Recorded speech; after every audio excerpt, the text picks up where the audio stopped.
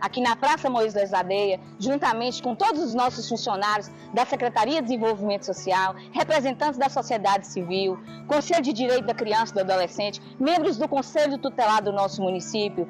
Estamos aqui para lançar a nossa campanha de enfrentamento ao abuso e exploração sexual de crianças e adolescentes. O mês de maio, para nós, é considerado o mês laranja, chama-se Maio Laranja, onde falamos desse tema de uma forma mais evidente e especial.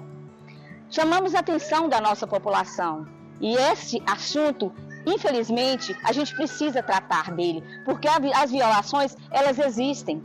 Se você perceber essa violação, não deixe de denunciar. Nós temos vários canais de denúncia. Procure o CRAS, o CREAS, o nosso Conselho Tutelar, o próprio Conselho de Direito da Criança e do Adolescente. Você tem que denunciar, deve denunciar.